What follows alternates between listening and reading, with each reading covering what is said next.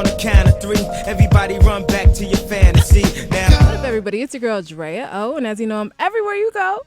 And right now, I'm sitting down with Chicago's own Montana of 300. How are you? I'm all good. How you doing? I'm good. That's what's up. So you know what? It's crazy because you're one of the only independent artists that have been running around doing his thing independently. You have no major signing, you have no major push, and you're doing everything by yourself. And it's crazy. Like, the internet's crazy, your fans are crazy. I don't even know where these fans are coming from. Like, how did this whole thing happen? How did you start? And what is the secret to your buzz and everything? I started basically, I was rapping, and that's how it happened. No, it's like, but so simple. But it's just me. Like I read a lot, and I watch a lot of DVDs and stuff like that. So I'm all about, trying to pour back into my brain, and add to it, And at the end of the day, we rap. We're using English, So you need to know English, you know what I'm saying, and have a way with words, you know what I'm saying, and be able to build your vocabulary and everything, and there's a lot of people that's not focused on that, you know what I'm saying. So I have a way with words, and I know how to, execute, with them. So one of my strategies that I did use to build my fan base on my own was, any rapper could feel like I'm the best rapper in the world, I'm the best, but it's like, how could you prove it? And it's like, you might feel like that, but it might not be the truth, and sometimes it might take somebody to battle somebody for them to find out, oh, this guy outdid me, so it's kind of like I just took on industry beats, to use that platform. Like, whenever it's a trending song that's popping and everybody is like, a whole bunch of famous people is dropping remixes to it every other day, I was like, I'm gonna jump into it while it's double dutch, Yes. and put mine in there and try to outdo everybody's. And you have, like, I recently saw your White Iverson, and even Post Malone reached out and was like, dope. So that's crazy when the originator of the track reaches out and says that you did a really good job on it. How does that make you feel? I mean, I'm real self-motivated, so without anybody ever telling me that, like, I know what I have, But for him to, reach out like that, it was a lot of, gratitude and, much love. Like he didn't have to do that. I know it's a lot of artists that come across my stuff, and might feel offended. Like, everybody's saying, hey, this ain't your beat no more, or, this is Montana song now, or he killed you on your own beat, and, certain stuff like that. So some people might feel a little intimidated by me, or, wouldn't reach out. Like, he didn't have to do that and give me props, what I'm saying, stuff like that, and he still did it, So I think he really don't find too many people like that, what I'm saying, or that's willing to go out their way to do that. That means he must have actually really, really liked it, and didn't feel some type of way about it, what I'm saying. So that was cool. But yeah, that's really how I built my fan base. Is like I jump in the middle of those remixes while it's like double dutch, and then mine to just blow everybody else's out the water, as far as numbers and things. So it's like, once they hear me one time, it's like it's a wrap. Like, I got you now. Like, now you want to go look at other and they keep things. coming back, and then Exactly. they It's Google like, man, something he did this else. too. He did this too. And they looking up things. So it's like, all it takes is somebody to hear one song. Like, I can't tell you how many times I get on Twitter and people tweet, I just heard one song by this dude and he's already my favorite rapper. Or I just heard 2 songs by this dude and I'm already convinced that he's the best rapper alive. Like, most people, you have to listen to a whole album to decide, how much you like this person and where you're gonna place him at.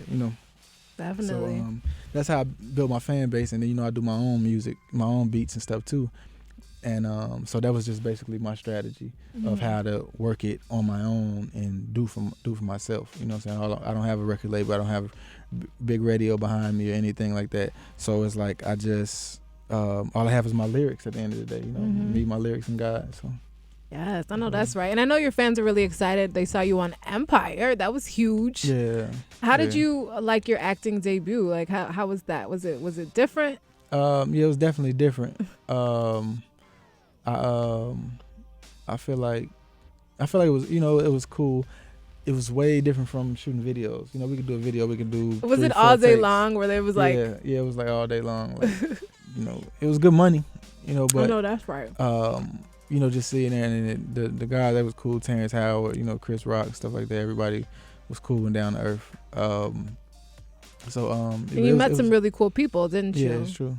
Yeah. So it was a good experience, you know, and then I had a lot of, because you know, it was shot in Chicago, Right. and a lot of the inmates on the scene Knew extras you. was people from Chicago. Yeah. So it was like coming up to me a whole lot. So Terrence Howard and they kind of looked like, damn, this dude must be somebody. Right. You know what I'm saying? 'Cause I don't walk around telling people, hey, yeah, you know, I'm Montana 300. I Mhm. rap, I do this, you know. So I just kind of be, you know, to Chillin'. myself and chill. Yeah. So it's kind of like that. Then that's when Terrence and them started asking me like, what you got?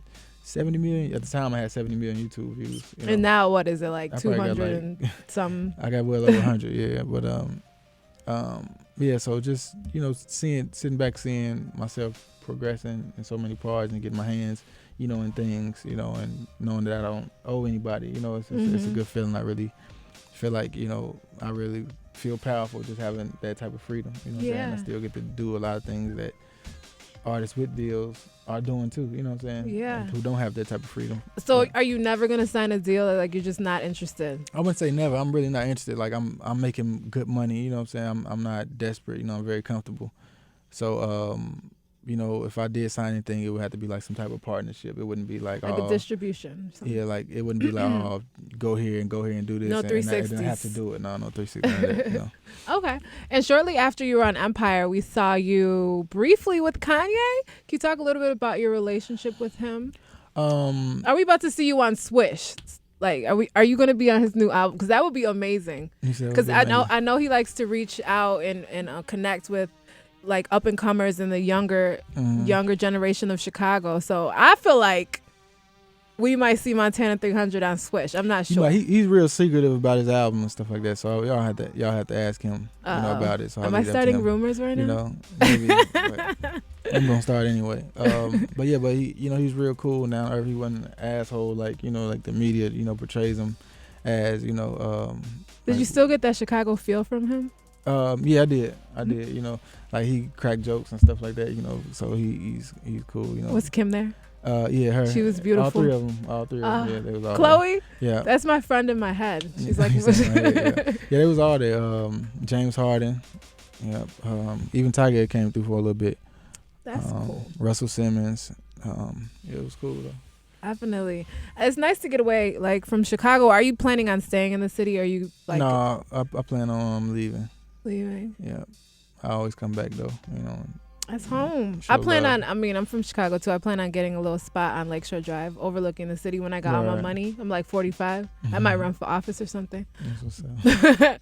But okay, so like I said, you have a crazy following, but there are people that have things to say, as that always happens. Like the haters always have something to say, and we don't like to give them a lot of time. And there's a lot of past haters that we're not even going to talk about. But the one thing that popped up that's always kind of flattering when somebody goes out of their way to make sure that you know that they are kind of like mad at the situation. I don't know if I should say mad, but when somebody kind of goes out of their way to bring you up, and somebody did do that.